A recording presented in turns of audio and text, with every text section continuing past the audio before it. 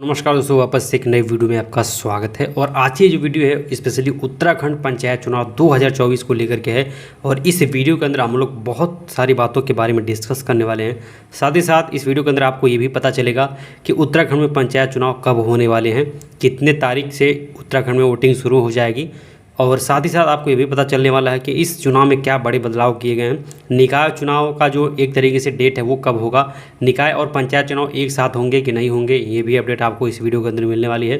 साथ ही साथ अगर आप प्रधान प्रत्याशी हैं तो आपके लिए भी बहुत सारी बातें इस वीडियो के अंदर मैं बताने वाला हूँ। तो ये वीडियो बहुत ही खास होने वाली है अगर आप उत्तराखंड पंचायत चुनाव से रिलेटेड सारी जानकारी लेना चाहते हैं। तो वीडियो को ध्यान से पूरा देखेगा और चैनल को यहाँ पर फटाफट सब्सक्राइब कर लीजिए। चलिए वीडियो को स्टार्ट करते हैं। तो दोस्तों, बात करें अगर उत्तराखंड पंचायत चुनाव की, अब काफ़ी लोगों के मन में आ रहा होगा कि उत्तराखंड में पंचायत चुनाव कब होगा। अब यहाँ पे काफ़ी लोगों के मन में ये चल रहा होगा कि चुनाव कब तक होगा। तो मैं बता दूं, पिछला जो पंचायत चुनाव हुआ था उत्तराखंड के अंदर वो नवंबर 2019 में हुआ था। तो उस हिसाब से अभी जो कार्यकाल है वो 1 महीने बचा हुआ है और नवंबर 2024 में ये कार्यकाल पूरी तरीके से समाप्त हो जाता है। और जैसे ही कार्यकाल समाप्त होगा तो कार्यकाल समाप्त होने के पश्चात दिसंबर महीने में चुनाव की पूरी संभावना है।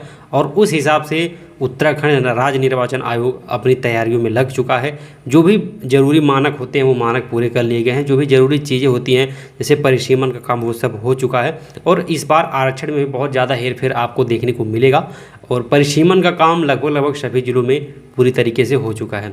आपको पता होगा उत्तराखंड के अंदर टोटल 13 जिले हैं, लेकिन यहाँ पे हरिद्वार को छोड़ करके 12 जिलों में पूरा पंचायत चुनाव होगा। और साथ ही साथ यहाँ पे निकाय चुनाव के बारे में भी मैं आपको अपडेट दे देता हूँ।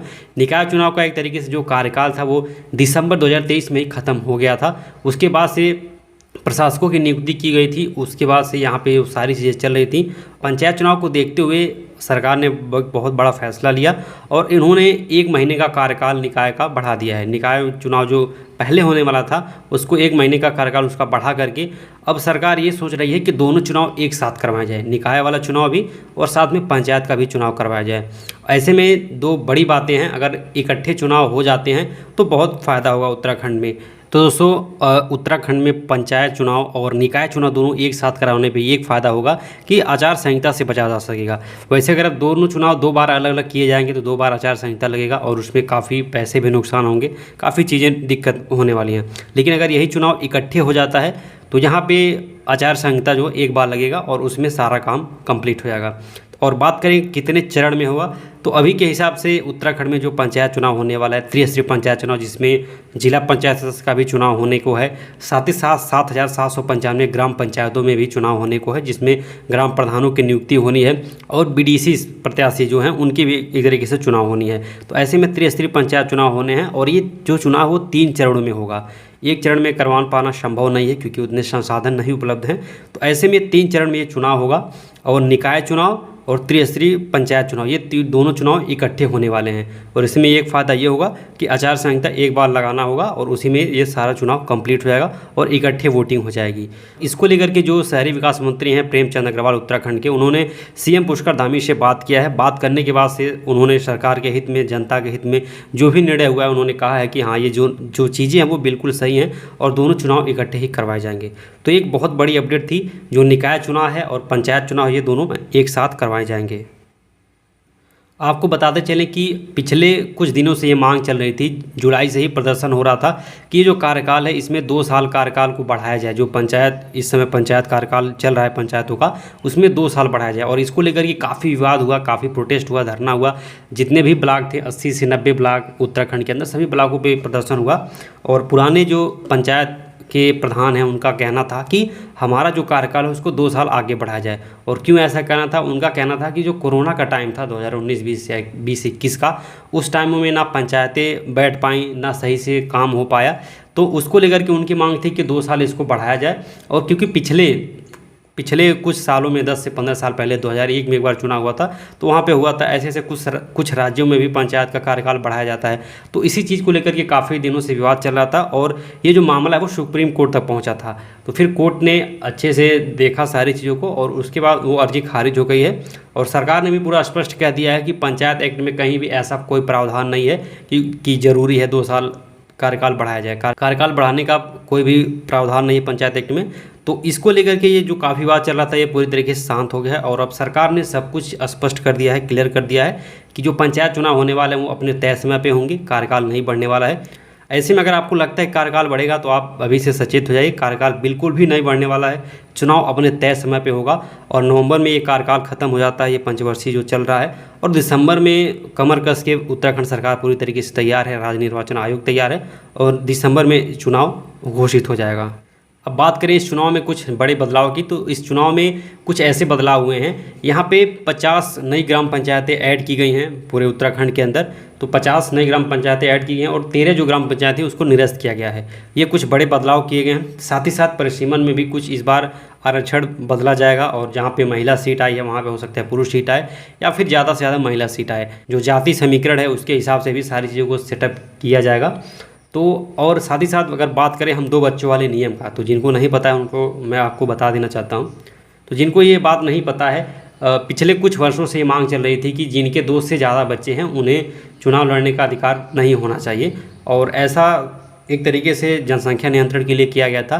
फिलहाल में काफ़ी संशय बना हुआ था, जो अभी प्रत्याशी हैं उनको ये संशय था कि अगर हम ग्राम पंचायत चुनाव लड़ते हैं, अगर हमारे 2 से ज़्यादा बच्चे हैं, तो हो सकता है कि हमारा जो फॉर्म है, हमारा जो नामांकन पत्र है वो कैंसिल कर दिया जाए, निरस्त कर दिया जाए।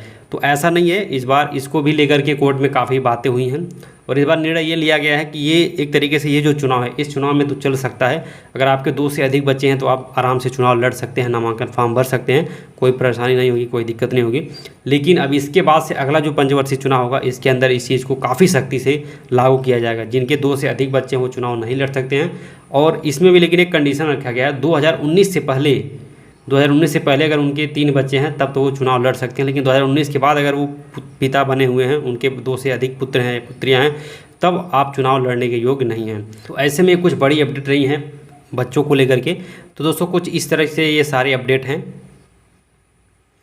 अब बात करते हैं, अगर आप एक तरीके से पंचायत में प्रत्याशी हैं तो आपको क्या करना चाहिए, किस तरीके से आप चुनाव जीत सकते हैं और क्या क्या ज़रूरी आपके लिए है।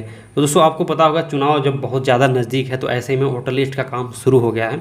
तो सभी ग्राम सभा के अंदर क्या होता है कि 5 सालों में बहुत सारे बच्चे जो होते हैं वो बड़े होते हैं, उनकी उम्र 18 साल पार हो जाती है। कुछ बुजुर्ग होते हैं जिनकी मृत्यु हो जाती है और कुछ नई बहुएँ जो गाँव में आती हैं उनका वोटर लिस्ट में नाम जुड़वाना होता है। तो ऐसे में अगर आप प्रत्याशी हैं तो आपको दौड़ भाग करके ये नाम जुड़वाना चाहिए, ताकि आपके ग्राम सभा के अंदर अगर वोटर बढ़ाते हैं तो इसमें आपका ही फ़ायदा है। तो अगर आप एक तरीके से प्रत्याशी हैं तो आपको वोटर लिस्ट में काम शुरू करवा देना चाहिए। आपको सारा डेटा निकाल करके देखना चाहिए कि कितने भी इस पंचवर्षीय में कितने वोट बढ़ सकते हैं और उस हिसाब से उनका वोटर लिस्ट में नाम ऐड करवा देना चाहिए। साथ ही साथ दोस्तों ग्राम सभा के अंदर कौन से विकास कार्य अभी चल रहे हैं और पिछले 5 सालों के अंदर कौन से विकास कार्य हुए हैं ये भी आपको जानना चाहिए, ताकि आने वाले चुनाव में आप मुद्दा बना करके, अच्छा मुद्दा बना करके लोगों के बीच में जाएं, अपना प्रचार कर सकें, प्रसार कर सकें। त्यौहार आ चुके हैं, दशहरा, दीपावली, नवरात्र। तो ऐसे में अगर आप प्रधान प्रत्याशी हैं, पंचायत चुनाव लड़ना चाहते हैं, तो आपको अपने शहर के आसपास, अपने गाँव के आसपास पोस्टर बैनर लगा करके, पेम्पलेट लगा करके प्रचार शुरू कर देना चाहिए। और आपको ये भी जानना चाहिए कि पिछले 5 सालों में जो भी वर्तमान में ग्राम पंचायत प्रधान है उन्होंने कितना काम किया हुआ है और कहाँ पे काम किया हुआ है, ज़मीनी स्तर पे किया है कि सिर्फ कागज़ में हुआ है। तो ये सारी चीज़ें जानने के लिए आपके पास जानकारी इसकी होनी चाहिए। तो अगर आप इन सब चीज़ों को जानना चाहते हैं कि पिछले 5 सालों में कहाँ कहाँ पे रोड बना हुआ है, कहाँ पे कितनी नालियाँ बनी हुई हैं, मनरेगा के अंतर्गत कहाँ कहाँ पे काम हुए हैं, कहाँ सोलर पैनल लगा है, कितने हैंडपम्प हुए हैं, कितने रिवोर हुए हैं, आपकी ग्राम सभा के अंदर पिछले 5 सालों में कितना आवास मिला हुआ है, तो ये सारी जानकारी हम आपको दे सकते हैं। तो इन सब चीज़ों को जानने के लिए आपको स्क्रीन पे जो नंबर दिया गया है इस पर आपको संपर्क करना है और संपर्क करने के बाद आप व्हाट्सएप मैसेज कर सकते हैं या कॉल पे बात कर सकते हैं। आपको वहाँ पे सारी जानकारी स्पष्ट रूप से दे दी जाएगी। और अगर आप 2-4 फाइल फ्री में पहले सैंपल मंगा करके चेक करना चाहें तो आप सैंपल के तौर भी मंगा सकते हैं। तो दोस्तों ये कुछ बड़े अपडेट रहे हैं। अगर आप पंचायत प्रत्याशी हैं तो आपके लिए सर्विस है। बाकी जो भी पंचायत से रिलेटेड अपडेट आते रहते हैं मैं आपको यहाँ पे रेगुलर बताता रहता हूँ। तो वीडियो को पूरा आप देखते रहिएगा, चैनल को सब्सक्राइब किए रहिए। बाकी मिलते हैं दूसरी नई वीडियो में, तब तक के लिए टाटा बाय बाय।